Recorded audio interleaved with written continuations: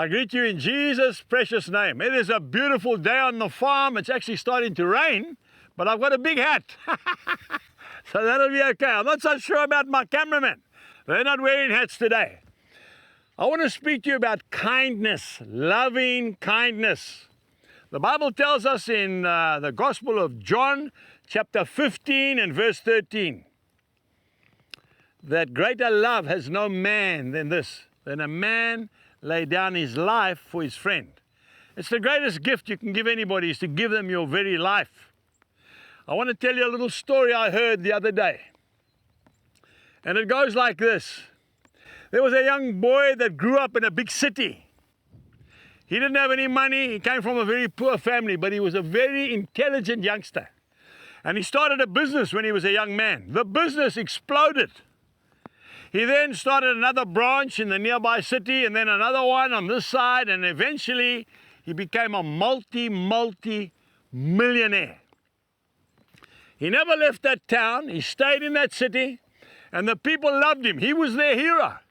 When he started getting older, the city council, the mayor, came to him and said, "We want to honor you for what you have done for our city."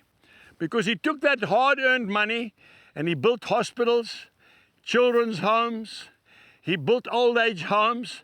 "We want to honor you." He said, no, he doesn't want any of that. And they said, "Please do it for the people." So reluctantly, he agreed.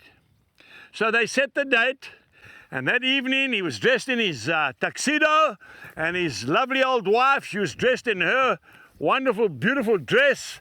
And the chauffeur, he was in his uniform.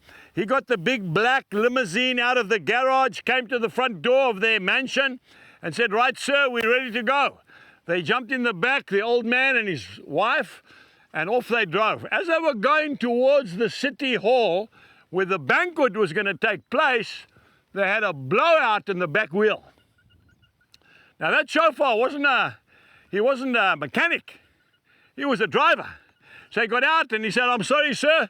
Let me see if I can get hold of a garage." And he's trying on his cell phone to get somebody, but of course it's already late. Just then, a pickup, not a good pickup, just a normal pickup, average pickup, came behind the car and stopped. And a young man got out, a working man. You could see he was a tough boy, rough hands. And he walked up and he said to the chauffeur, "What is the problem?" He said, "We've got a blowout in the back wheel.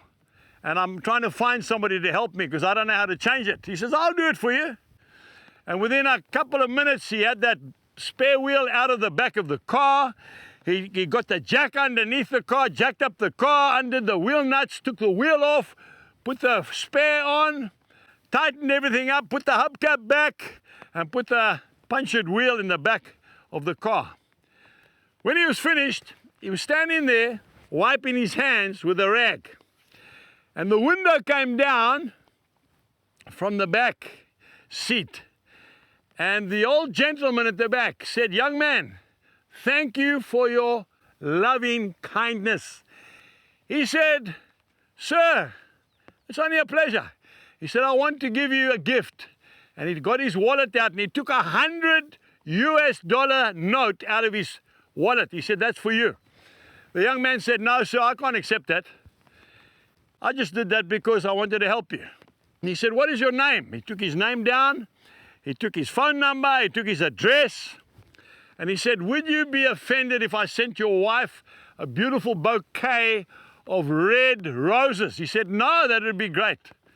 3 days later, this young man hadn't even told his wife what he did. We're talking about real kindness here.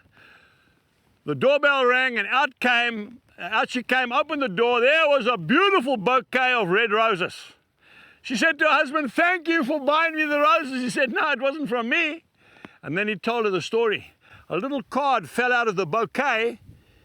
She picked it up, opened it up. It was a little message from him saying, "By the way, I have paid off your house completely. Be kind."